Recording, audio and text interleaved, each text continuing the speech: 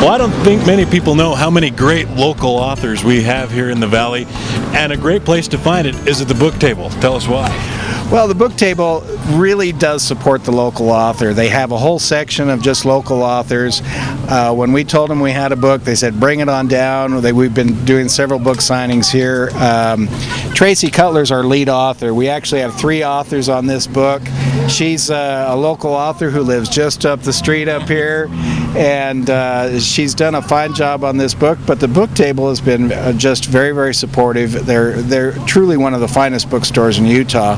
And of course they've got everything here, and we're thrilled they have got our book as well. So yeah, great. And tons of local authors, the book table, so check that out. But let's get into the book. Tracey Cutler, you mentioned, is a local here in the Valley. You part-time local, but you discovered something in the middle of coming up here writing this book. I discovered that my great-great-grandfather helped settle Millville. He settled the Elkhorn Ranch, so I guess my roots that's why I was dragged back up to Cache Valley. That's where I'm really from. So that's kind of fun, but Tracey, as I mentioned, is our lead author, and we got together with Dr. Ty Erickson, and all came together pretty much at the same day. We all knew the story of Johnny Lingo, so the title of our book is An 8-Cow Woman Deserves an 8-Cow Man. Nice. And the title, surprisingly, is what came first, but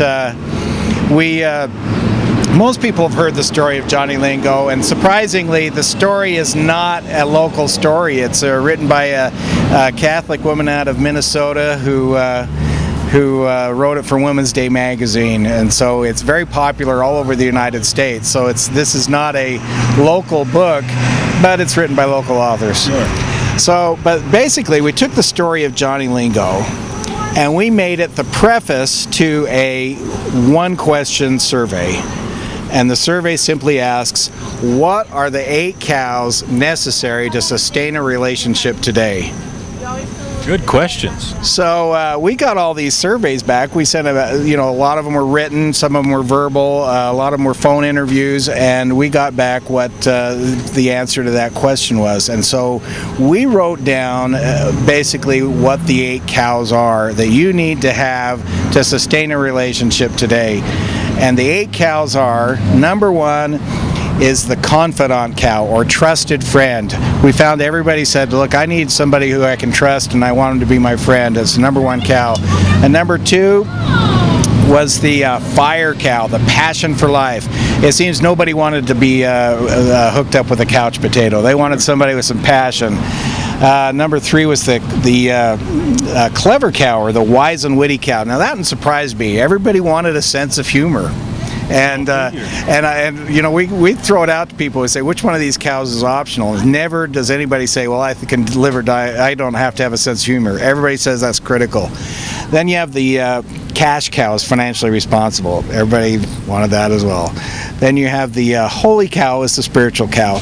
We tried to make all these cows kind of fun. Nobody ever said they wanted a holy cow. They just said they wanted somebody spiritual. But we wanted to make it fun because it's easier to talk about cows than it is to talk about you need to be more spiritual. Sounds like eating your vegetables. Definitely. But if you're talking about, hey, you need to work on your holy cow, that's a little more fun. So then we have the wow cow.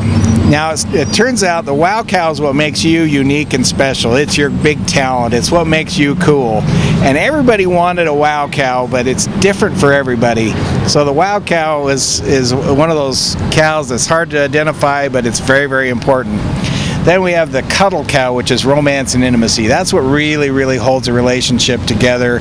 It's what makes you each other's and what makes you belong to that person. So romance and intimacy we found were very important. Then we have the considerate cows, how you treat other people, consequently how you're going to treat each other. And but then in our survey we found a cow you absolutely don't want, and that's the mad cow. The mad cow represents addictions or addictive behavior, and we found that just destroys a relationship. And so we warned people against having a mad cow. And we found the best way to avoid having a mad cow is to have your other 8 cows, because if you have a really good fire cow and a really good wow cow, you're probably not going to have a mad cow.